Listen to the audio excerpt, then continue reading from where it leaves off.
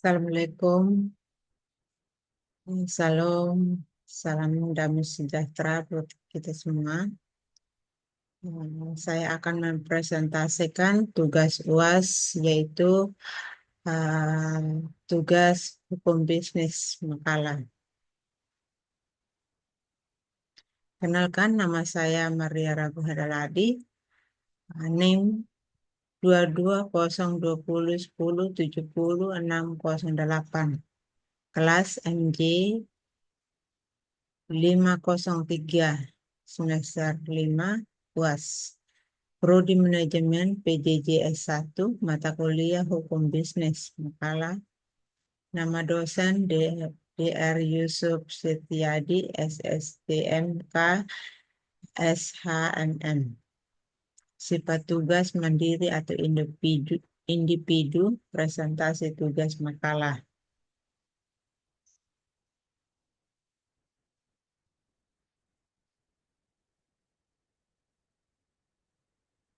Program Studi Manajemen PJJ S1 Fakultas Ekonomi Universitas Cyber Asia tahun 2024-25. Kata pengantar, puji syukur kehadirat Tuhan yang Maha Kuasa karena telah memberikan kesempatan pada penulis untuk menyelesaikan makalah ini. Atas rahmat dan hidayahnya lah penulis dapat menyelesaikan makalah yang berjudul Hukum Bisnis. Makalah hukum bisnis disusun guna memenuhi tugas dosen pada pada bidang studi mata kuliah di Universitas Cyber Asia.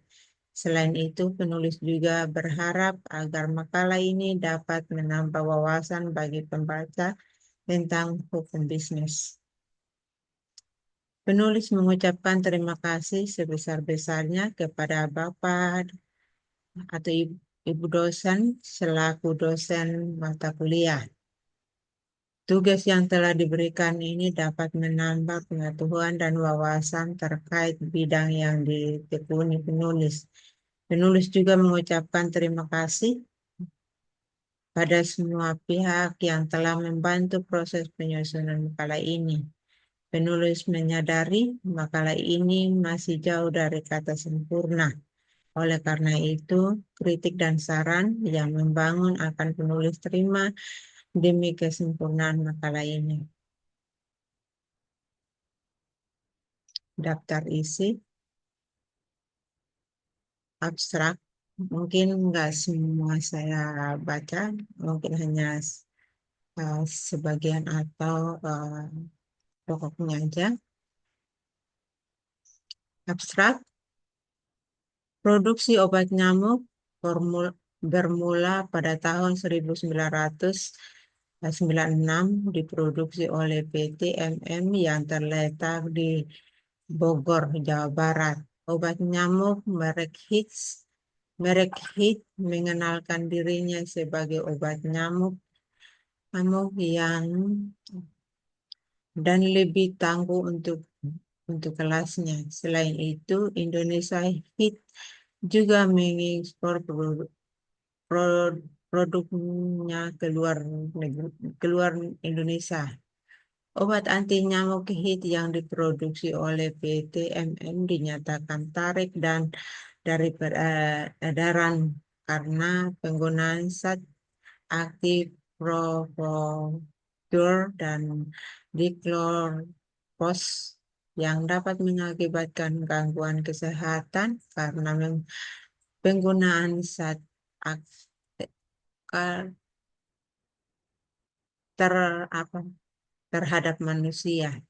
Departemen Pertanian dalam hal ini Komisi Pestisida telah melakukan inspeksi di pabrik Hit dan menemukan penggunaan pestisida yang mengandung kesehatan manusia seperti keracunan terhadap darah, gangguan saraf, gangguan pernapasan, gangguan terhadap sel pada tubuh, kanker hati, dan kanker lambung.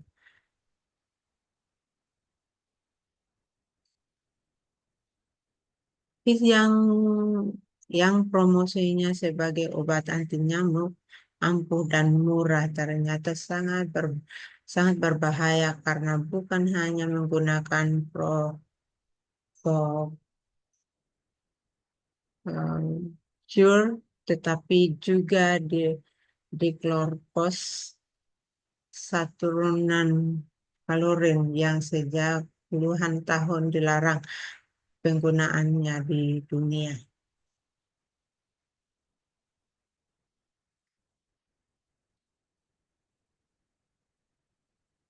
Bab 1, pendahuluan.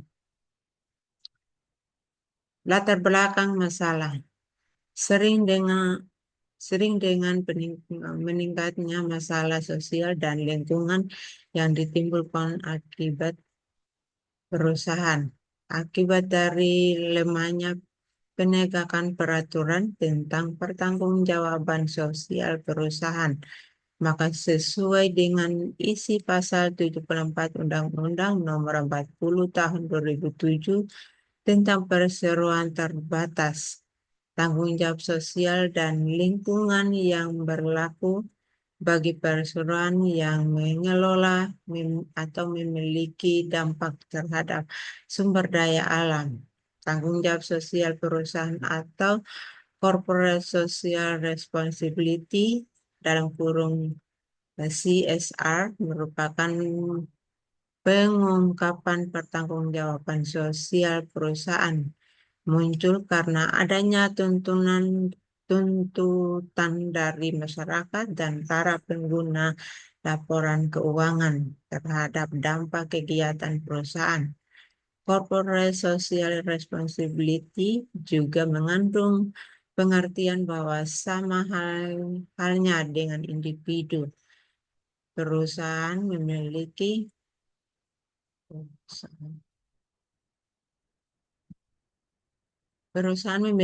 tugas moral untuk berlaku jujur, mematuhi hukum, menjunjung integritas, dan tidak korupsi.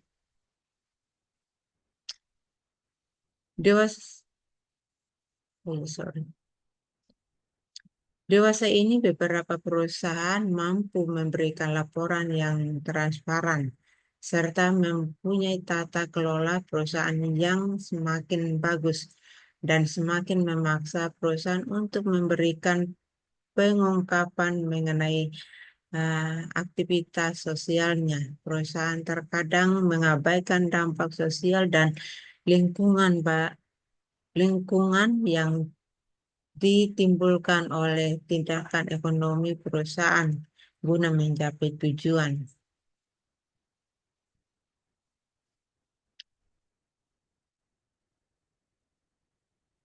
Hal terpenting dalam pelaksanaan tanggung jawab sosial adalah mempertanggungan selanjutnya perusahaan itu sendiri dengan jalan membangun kerjasama stakeholder. Corporate social responsibility merupakan suatu konsep akuntansi yang dapat membawa perusahaan agar melaksanakan tanggung jawab pada lingkungan dan masyarakat. Hal terpenting dalam pelaksanaan tanggung jawab sosial adalah memperkuat kelanjutan perusahaan itu sendiri dengan jalan membangun kerjasama antar stakeholder yang difasilitasi oleh perusahaan dengan menyusun program perkembangan masyarakat. Corporate Social Responsibility juga mengandung pengertian bahwa sama halnya dengan individu, perusahaan memiliki tugas moral untuk melakukan jujur, mematuhi hukum, menjunjung integritas, dan tidak korupsi.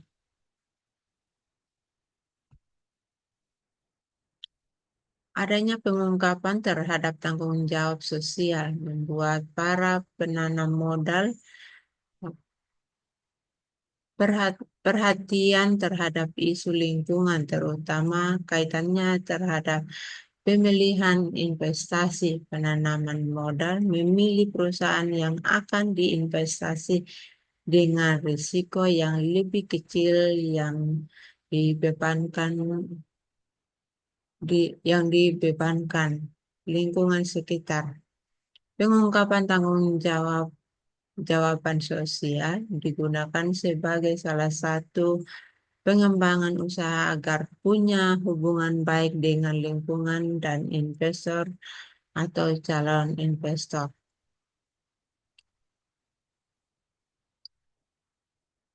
Tahun 1996, PT Megasari Makmur atau MMM mulai memproduksi obat nyamuk.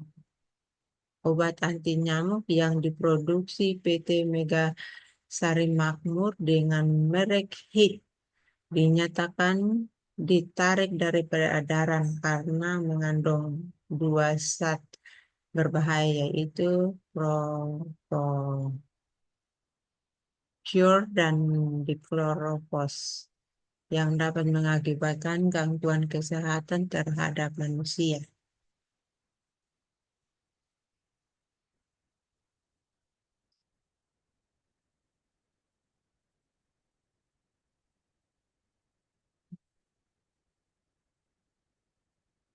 Sudah. Hmm. Tahun 2017, industri gula Glenmore mencemari sungai di Glenmore. Limbah pabrik gula tersebut menyebabkan ribuan ikan mati dan menyebabkan gatal-gatal masyarakat sekitar. Warga mengeluhkan gatal-gatal setelah mandi dan mencuci pakaian di sungai Glenmore. Dinas Lingkungan Hidup meminta agar aktivitas pabrik dihentikan sampai instalasi pengolahan air selesai diperbaiki.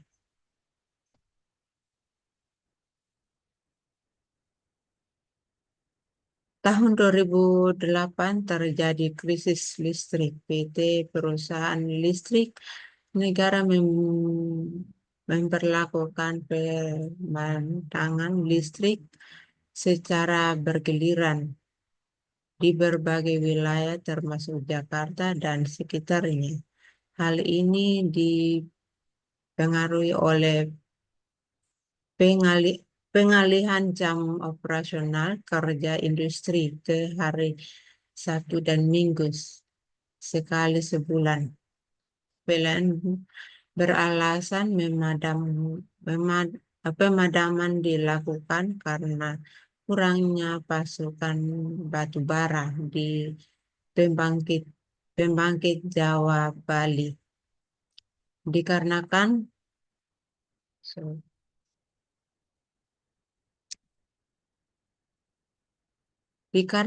PT PLN monopoli kelistrikan nasional. Pada akhirnya masyarakat bergantung pada PT PLN, tetapi mereka sendiri tidak mampu secara merata dan adil memenuhi kebutuhan listrik masyarakat.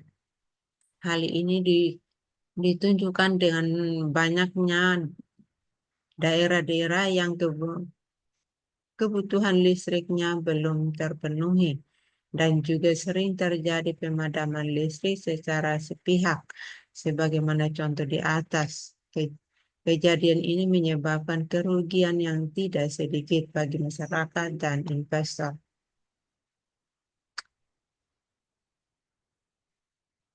PT Freeport Indonesia melanggar peraturan lingkungan karena telah gagal memenuhi permintaan pemerintah untuk memperbaiki praktik pengelolaan limbah berbahaya.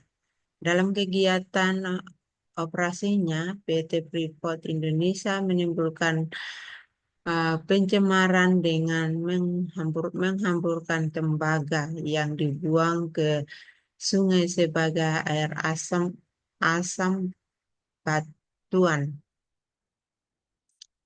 dalam dalam bentuk buangan dalam bentuk buangan dan tiling.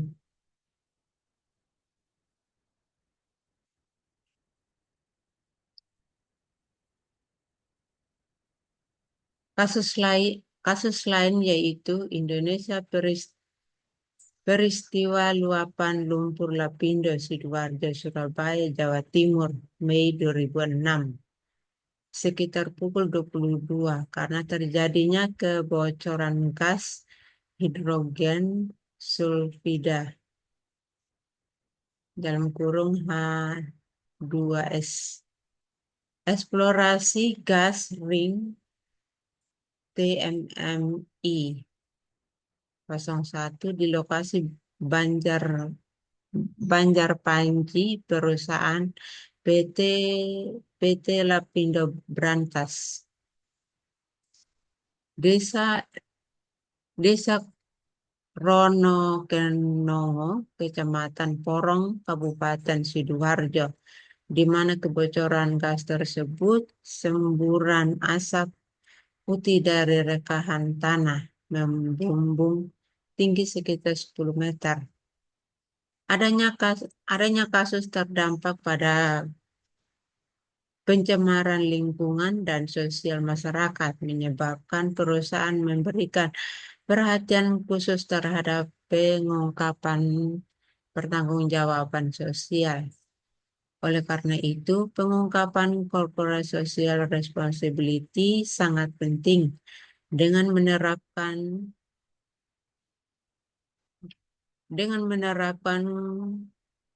corporate social responsibility diharapkan perusahaan memperoleh legitimasi dari pemangku kepentingan dan memaksimalkan kekuatan keuangannya dalam jangka panjang.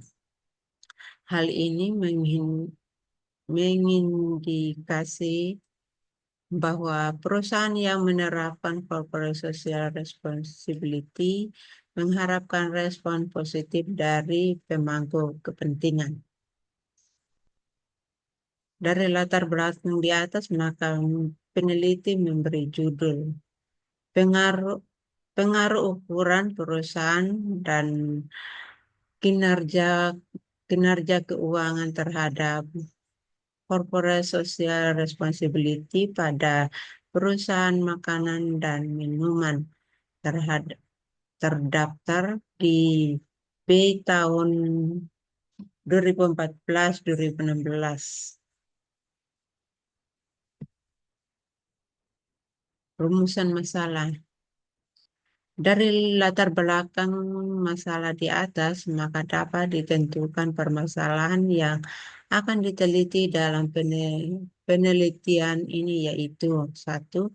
Apakah ukuran perusahaan berpengaruh terhadap corporate social responsibility dalam kurung CSRO pada perusahaan makanan dan minuman yang terdaftar pada BEI pada tahun 2014-16. Apakah kinerja keuangan berpengaruh terhadap corporate social responsibility pada perusahaan makanan dan minuman yang terdaftar pada BEI pada tahun 2014 sampai 2016.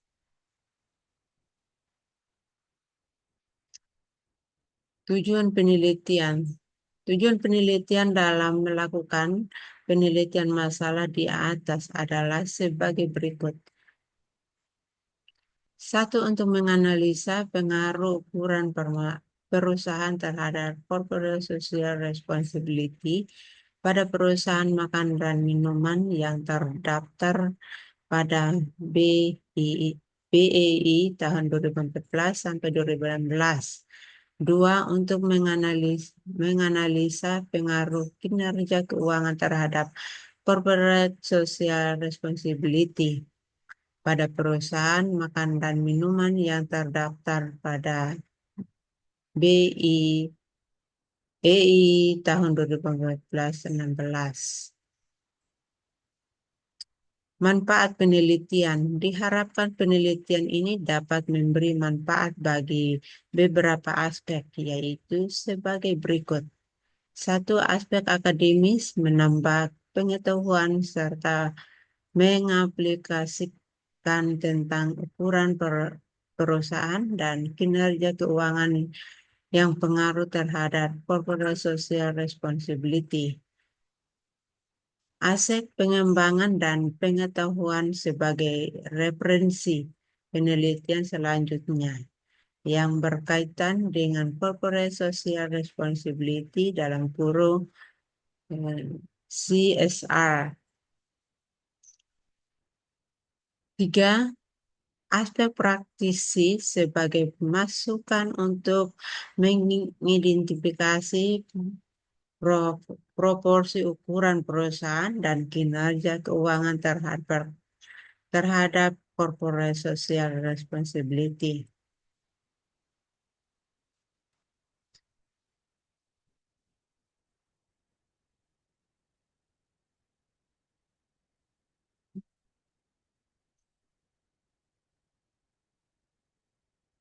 Hmm.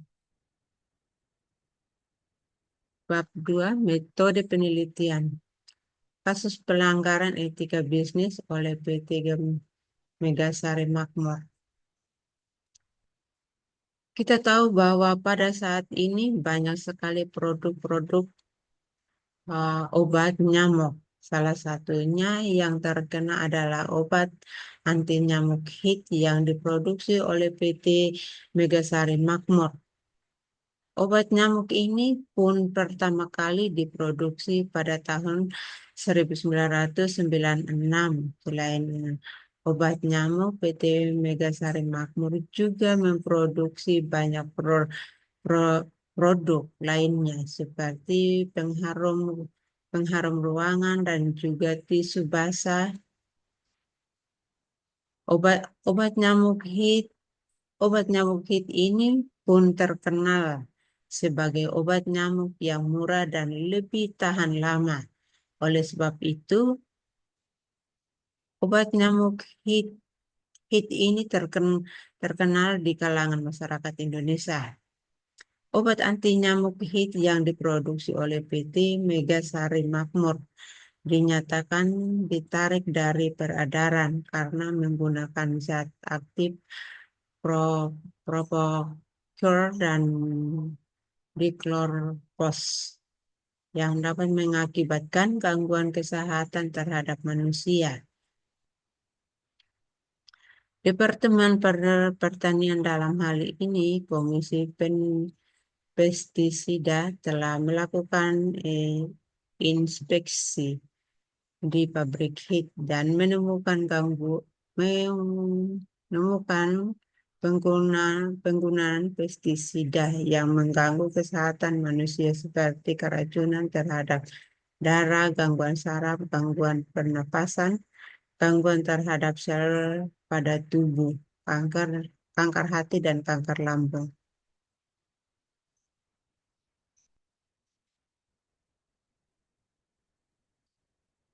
HIT yang promosinya sebagai obat anti nyamuk, ampuh dan murah ternyata sangat berbahaya karena bukan hanya menggunakan propofol,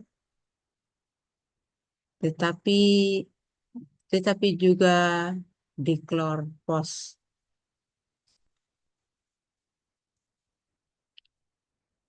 Hmm. Yang sejak tahun ya, dilarang menggunakan di dunia. Obat anti nyamuk HIT yang dinyatakan berbahaya, yaitu jenis HIT 2,1A, jenis semprot, dan HIT 17A cair isi ulang. Selain itu, Lembaga Bantuan Hukum Kesehatan melaporkan PT Megasari Makmur ke Kepolisian Metropolitan Jakarta Raya tanggal 11 Juni 2006 Korbannya yaitu seorang pembantu rumah tangga yang mengalami pusing dan muntah akibat keracunan setelah menghirup udara yang baru saja disemprot obat anti nyamuk HIT. Undang-undang. Jika dilihat Undang-Undang PT Megasari Makmur sudah melanggar beberapa pasal yaitu satu, pasal 4 hak konsumen adalah ayat 1, hak atas keamanan dan keselamatan dalam mengkonsumsi barang dan atau jasa. Ayat 3, hak atas informasi yang benar, jelas, dan jujur mengenai kondisi dan jaminan barang dan atau jasa. Pasal 7, kewajiban pelaku usaha adalah ayat 2, memberikan informasi yang benar, jelas, dan jujur mengenai kondisi dan jaminan dan atau jasa serta memberikan penjelasan penggunaan, perbaikan, dan pemeliharaan.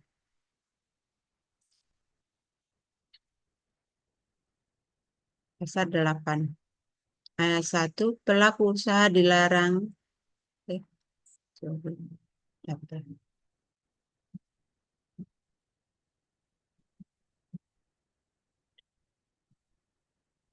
Dilarang memproduksi dan atau memperdagangkan barang dan jasa yang tidak memenuhi atau tidak sesuai dengan standar yang dipersyaratkan dan ketentuan peraturan perundang-undangan. Ayat 4, pelaku usaha yang melakukan pelanggaran pada ayat 1 dan ayat 2 dilarang memperdagangkan barang dan atau jasa tersebut serta wajib menariknya dari peredaran. Pasal 19, dilarang memproduksi dan atau memperdagangkan barang dan atau jasa yang tidak memenuhi atau tidak sesuai dengan standar yang dipermasyarakatkan dan ketentuan peraturan perundang-undangan.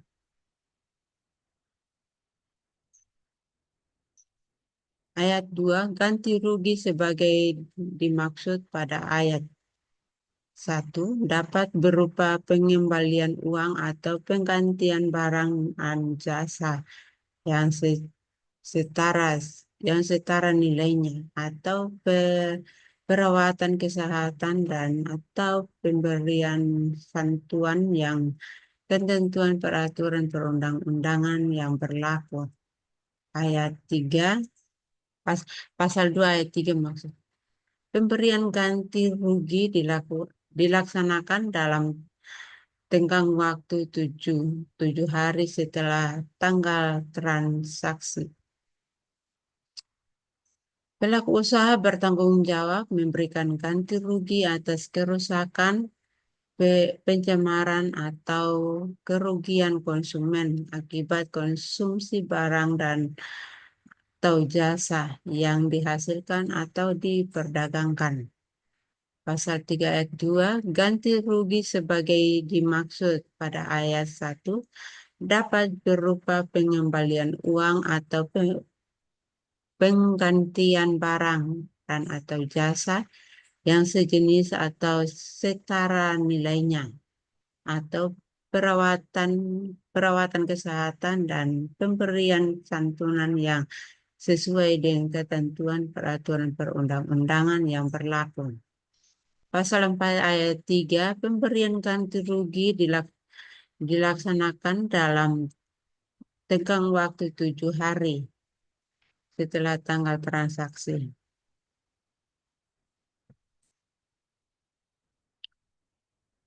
Bab 3, hasil dan pembahasan. Obat nyamuk HIT 2,1A dan HIS 17L diminta dimusnahkan. Jakarta Antara News.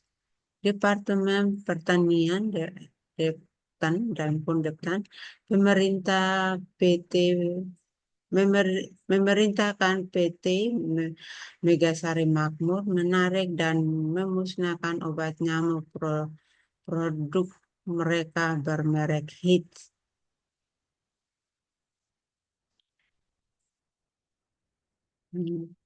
hingga 2 bulan mendatang karena produk tersebut mengandung bahan berbahaya bagi masyarakat.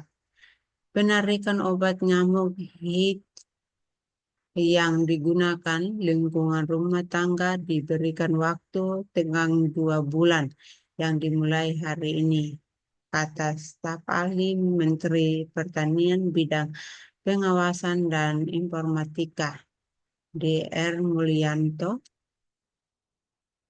kepada pers usai melakukan inspeksi mendadak di PT Megasari Makmur Cikias Bogor Rabu. Menurut dia, obat nyamuk His mengandung zat kimia diklorpos yang memiliki efek samping terdapat kesehatan manusia seperti penyakit kanker hati dan lambung. Karena itu, produk tersebut harus ditarik dan dimusnahkan. Apabila dalam jangka waktu 2 bulan, perusahaan tersebut akan dikenakan sanksi, katanya. Kata Mulyanto yang didampingi Direktur Sarana Pupuk dan Pengawasan Subnik Sujono, hanya bisa mencabut izin produksi obat nyamuk tersebut, sedangkan izin operasional dilakukan departemen terkait. Sebelumnya, Deptan sudah melayangkan surat teguran kepada perusahaan tersebut pada 2003. Namun produk yang dilarang itu masih tetap diproduksi, katanya. Karena untuk menarik dan memusnahkan produk tersebut memerlukan waktu yang cukup dan mereka juga harus mengajukan izin untuk membuat produk pengganti yang waktunya juga cukup lama tambahnya. Meskipun demikian, pada waktu itu melakukan pengawasan dan pembinaan agar perusahaan tersebut benar-benar melakukan apa yang dilarangnya.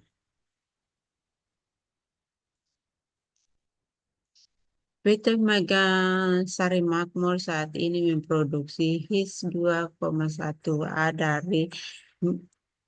dari Mei 2004 hingga Mei 2006 mencapai 2,9 juta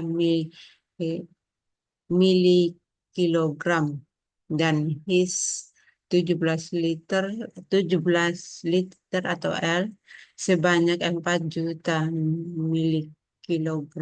Lebih dari produk tersebut, 2,1A telah didistribusikan kepada masyarakat sebanyak 999 lebih dari HIS 17L sebanyak 143 pieces. Kedua produk yang sudah dipasarkan perusahaan tersebut diminta untuk segera ditarik dan dimusnahkan sebesar stoknya yang ada di gudang, tuturnya Manajer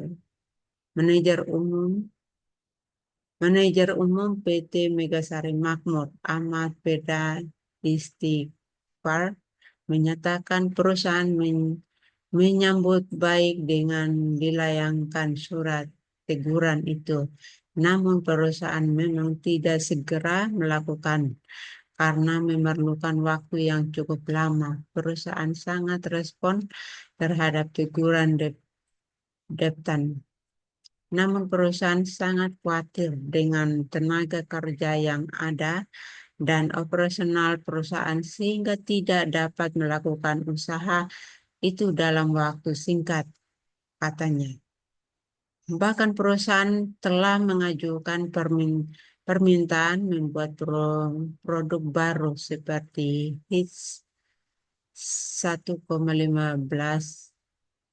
AE, HITS 9,33 AL, New HITS 1,33 AL karena munculnya permintaan dari masyarakat, ujarnya. Menurut Ahmadi, obat nyamuk HITS 2,1A yang ditawarkan kepada masyarakat harganya sangat terjangkau, namun dengan adanya larangan memproduksi kembali jenis obat nyamuk, maka perusahaan akan mencari alternatif.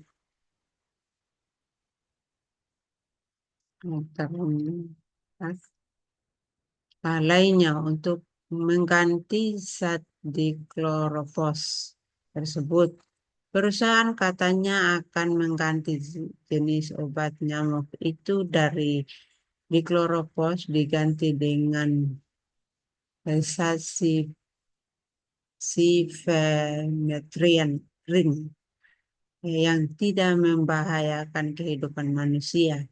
Ini merupakan pelajaran yang sangat bermanfaat bagi perusahaan untuk lebih hati-hati dalam menggunakan jenis zat lebih aman dan nyaman untuk lingkungan.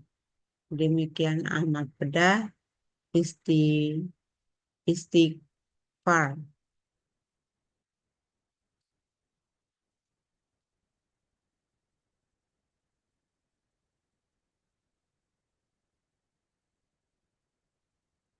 Tips mengatasi kegagalan dalam menjalankan bisnis. Kegagalan bisnis merupakan hal yang pasti terjadi dan menjadi hal yang normal. Kegagalan dan keberhasilan dalam bisnis sama halnya seperti dua sisi logam yang kemungkinan terjadinya adalah 50-50. Terkadang besarnya keberhasilan yang kita rasakan berasal dari besarnya kegagalan yang pernah dialami. Bahkan orang sukses di luar sana juga tidak luput dari kegagalan sehingga dengan demikian bisa dijadikan pelajaran dalam mencapai kesuksesan dalam berbisnis.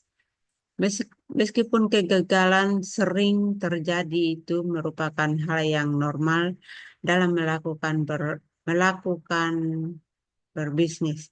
Namun terkadang dirasa terlalu sulit dan berat bagi banyak orang. Terlebih hal yang dijalani adalah impian yang sudah lama ingin dicapai. Cara terbaik untuk mengalami kegagalan bisnis. 1. Selalu berpikir positif. Dalam mengalami kegagalan adalah hal yang paling penting yang Anda lakukan adalah dengan terus berpikir positif. Berpikiran positif yang merupakan kunci utama dari mengatasinya kegagalan berbisnis. Jika Anda selalu berpikir negatif, maka Anda hanya akan dapat menyalahkan orang lain atau menyalahkan diri sendiri. 2. Memiliki tujuan yang jelas. Setelah mengalami kegagalan, kamu harus memilikinya tujuan bisnis yang ingin kamu capai dengan jelas. Dengan dimilikinya tujuan bisnis, kamu dapat membuat sebuah rencana yang realistis untuk menggapainya. Tujuan sebuah bisnis dituangkan dalam visi dan dari bisnis itu sendiri. 3. Mengetahui penyebab kegagalan. Semua ada sebab dan akibat. Setelah sesuatu terjadi, tidak ada yang terjadinya suatu sebab dan akibat. Begitu pula dengan kegagalan berwirausaha. Jadi salah satu pendekatannya untuk mengatasi kegagalan berwirausaha adalah dengan menemukannya sebuah sumber kegagalan Anda. Sedangkan kegagalan dari luar adalah kegagalan dari luar kendali Anda. Misalnya, persaingan dengan usaha tetangga yang membuatnya usaha Anda sepi atau karena harga bahan baku dan lain-lain yang menjadikannya lebih mahal.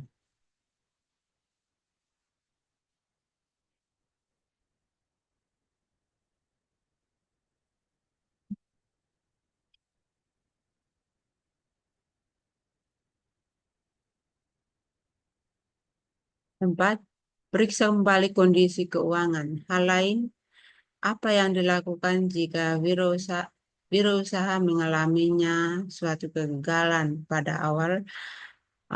Jangan lupa untuk selalu mengecek kembalinya kondisi keuangan Anda. Hitunglah dan berapa dana yang ada. 5. Fokus pada sasaran. Langkah selanjutnya Anda harus fokus pada target yang ingin diraih dengan tujuan Anda. Bisa dalam mengatasinya kegagalan ini. Dengan cara fokus pada target, maka Anda dipaksa terus untuk selalu berusaha menggapai impian tersebut. 5 cara mengatasi produk tidak laku. Widya Pangestika.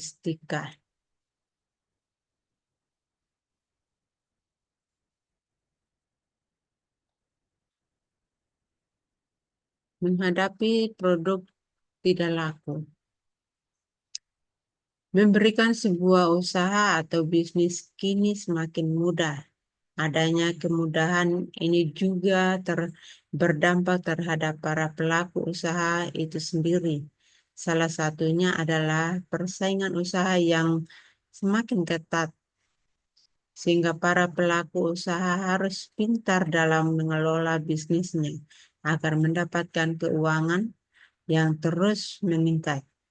Namun, mengelola bisnis bukan hal yang instan. Perlu waktu, pengalaman, kesabaran, manajemen yang baik, dan lainnya. Sampai saat ini masih banyak pelaku usaha yang mengalami kegagalan. Salah satu sebabnya yakni karena mereka terlalu fokus pada kualitas produk, tetapi mengabaikan pemasarannya. Padahal pemasaran merupakan salah satu penentu adanya penjualan. Akibatnya beberapa produk yang berkualitas tidak laku di pasar.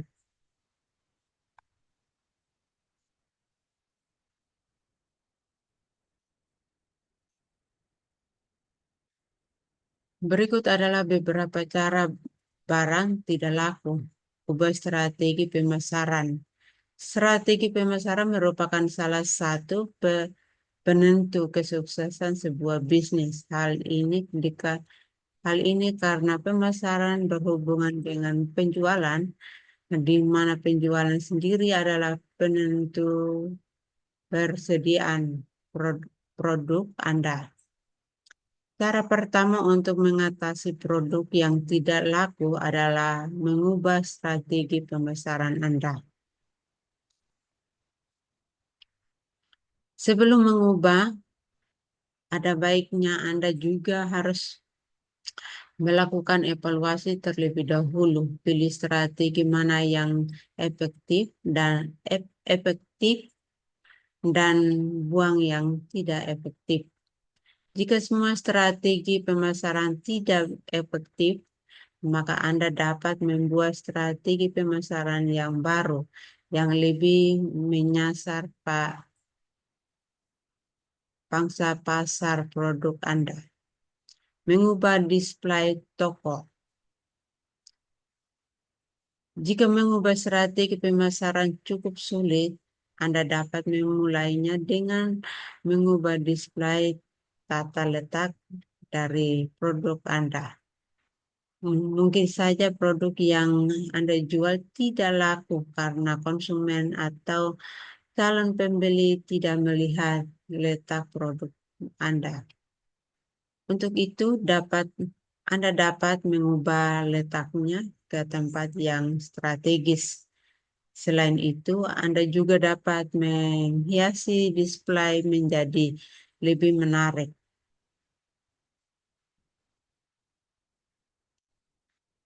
Berikan diskon. Sebelum produk yang tidak terjual banyak menumpuk, Anda juga dapat memberi dalam penjualannya.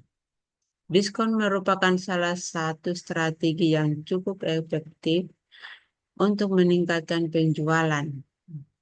Berikan diskon yang cukup besar pada produk yang tidak laku sehingga pelanggan akan tertarik untuk membelinya. Berulang mempercantik produk. Seperti yang kita ketahui bahwa adanya pesaing di dalam sebuah bisnis merupakan hal yang wajar dan tidak dapat kita hindari, apalagi jika produk Anda sama atau sejenis. Jika Anda tidak dapat mengatasi persaingan sehingga membuat produk Anda tidak laku, ada baiknya Anda mengevaluasi produk Anda.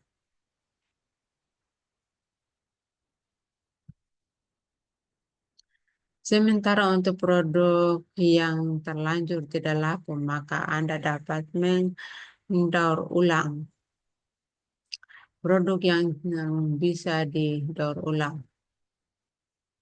Kelola persediaan secara berkala. Langkah lain yang tidak kalah penting untuk menghindari produk yang tidak laku adalah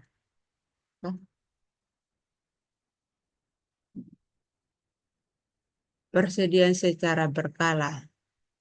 Dengan mengelola persediaan secara periodik, Anda dapat memantau persediaan dengan sering sehingga saat terdapat persediaan yang rusak, usang, atau bermasalah, Anda dapat langsung mengetahui dan melakukan tindakan. Dengan begitu akan mengurangi produk yang tidak laku terjual karena secara tidak langsung Anda juga menjaga kualitas persediaan di gudang. Selain itu, dengan mengelola persediaan secara sering, Anda juga dapat mengetahui produk mana yang laku dan yang tidak laku secara cepat. Sehingga Anda dapat mengambil keputusan selanjutnya untuk produk yang tidak laku tersebut. Untuk memudahkan Anda mengelola persediaan Anda dapat menggunakan software akuntansi. Jurnal merupakan software akuntansi online yang memiliki fitur software stok barang atau inventory. Melalui fitur stok, Anda dapat mengetahui produk mana yang laku dan produk mana yang tidak laku secara cepat. Selain itu, jurnal juga berbasis cloud computing sehingga Anda dapat mengakses dan mengelola persediaan dimanapun dan kapanpun.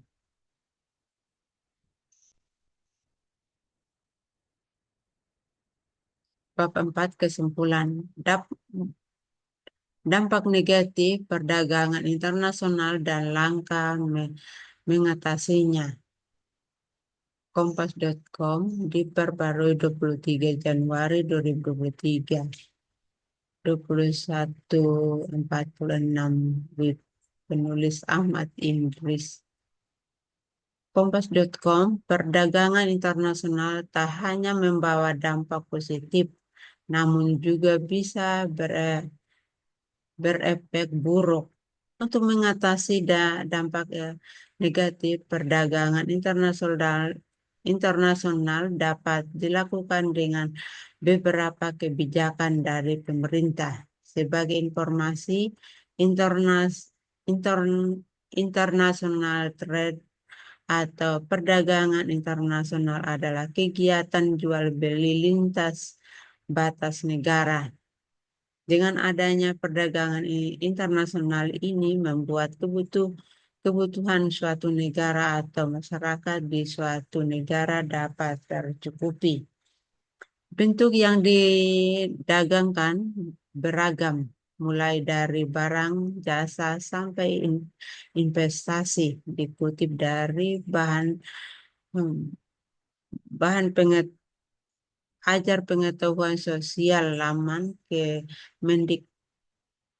Mendikbud.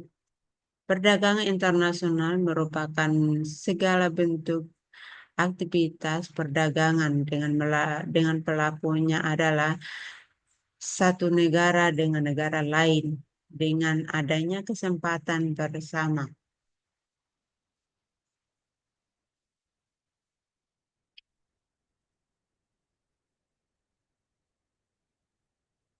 Dampak negatif perdagangan internasional. Satu, produk lokal asli buatan dalam negeri mendalami penurunan penjualan.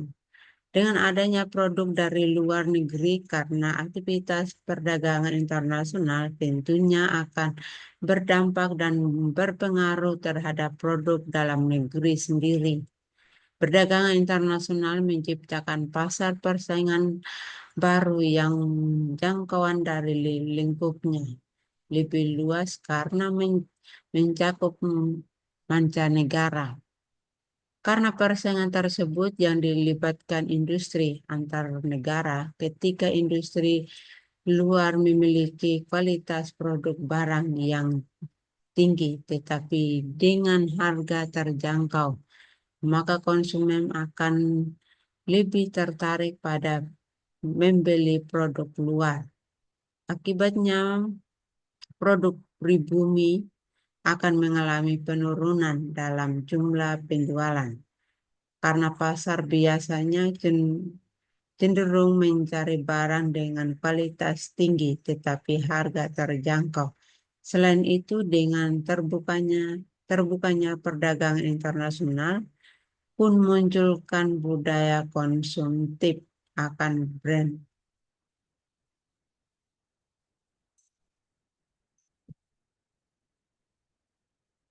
Dua, cenderung ketergantungan pada negara-negara maju. Dampak negatif perdagangan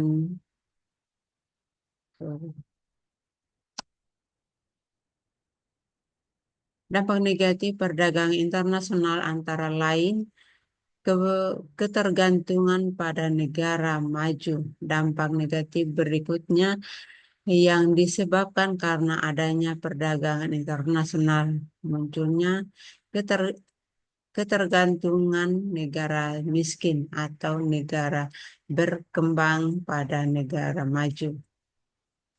Hal ini disebabkan karena faktor produksi, terutama teknologi, di mana negara maju jauh lebih canggih di bidang teknologi, sehingga memiliki produk yang lebih berkualitas. Akibatnya warga negara lokal dibandingkan berupaya berinovasi menciptakan produk serupa lebih memilih impor dari negara maju tersebut. Jika dilihat dari segi konsumsi akan barang, kita tahu bahwa pengembangan barang digital teknologi dan otomotif dikuasai secara masif oleh negara yang sudah maju. Sedangkan negara berkembang dan negara miskin cenderung hanya menjadi konsumen dan tidak berinovasi untuk menciptakan produk yang sama karena sudah nyaman dan dimanjakan produk impor. Modal modal adalah instrumen penting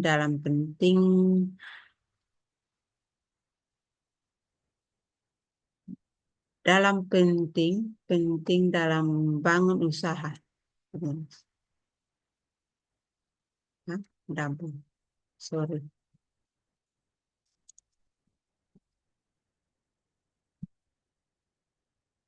Penting dalam membangun usaha. Karenanya keterbatasan modal akan membuat industri dengan pasar kecil mengalami banyak hambatan untuk melakukan pengembangan diri terhadap usahanya.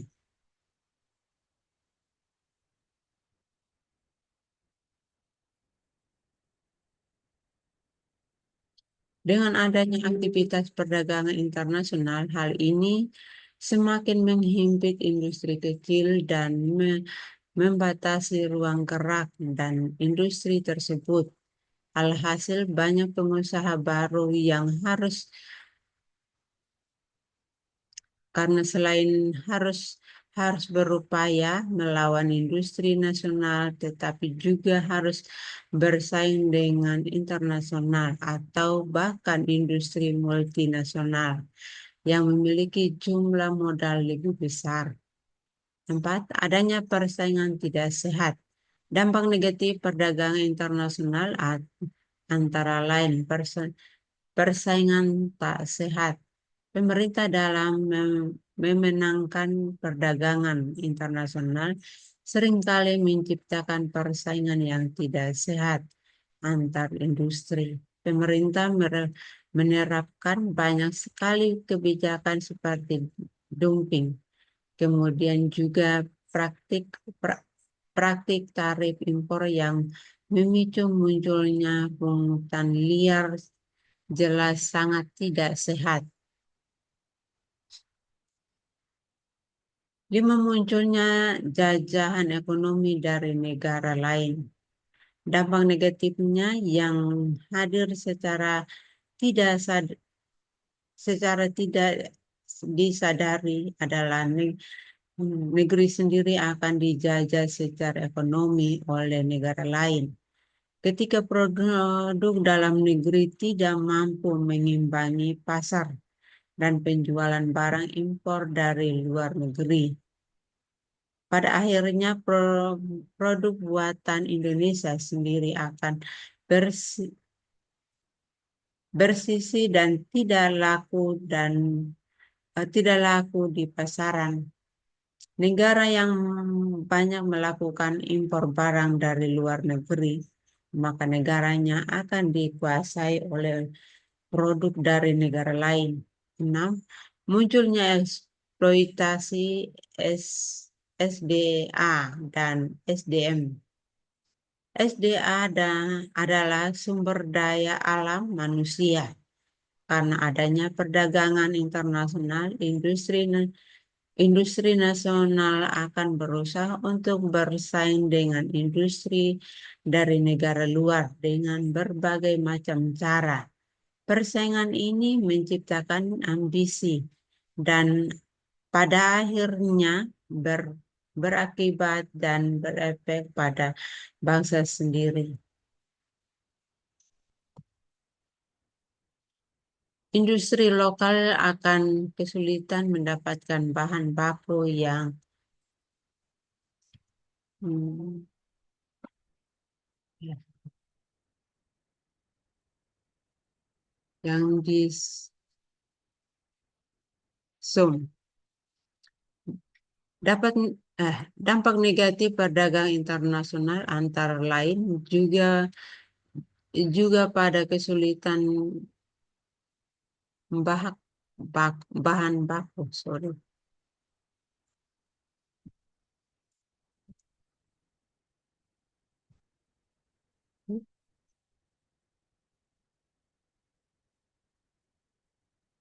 bahan baku.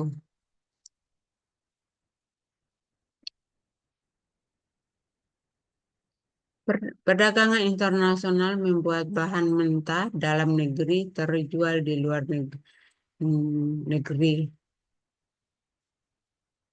Ekspor bahan mentah menyebabkan pasokan bahan mentah di Indonesia akan menipis. Harus memberikan kesulitan lainnya bagi industri lokal untuk melakukan produksi karena bahan baku yang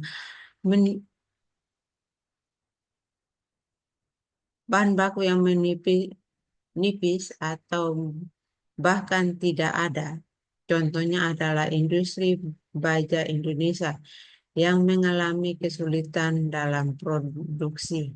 Hal ini dikarenakan biji besi mentah telah habis diekspor. Akibatnya, industri lokal kesulitan melakukan produksi baja karena bahan baku yang dibutuhkan tidak ada. 8. Menyebab Menyebabnya turun nilai mata uang rupiah. Dengan banyaknya kegiatan impor yang dilakukan oleh negara tersebut, hal ini hal ini berdampak pada pertukaran nilai mata uang rupiah dengan nilai mata uang luar negeri. Dampak negatif dari pertukaran mata uang tersebut menyebabkan turunnya nilai mata uang rupiah. Untuk mengatasi dampak negatif, perdagangan internasional dapat dilakukan dengan kebijakan pemerintah seperti pengenaan biaya masuk, tarif impor, pajak, subsidi pengusaha lokal, dan sebagainya. Demikianlah presentasi tugas makalah ini dan mohon maaf jika banyak kekurangan dan kesalahan makalah ini dan terima kasih banyak sebesar-besarnya waktu dan kesempatan yang diberikan kepada saya untuk bisa presentasikan tugas ini. Terima kasih.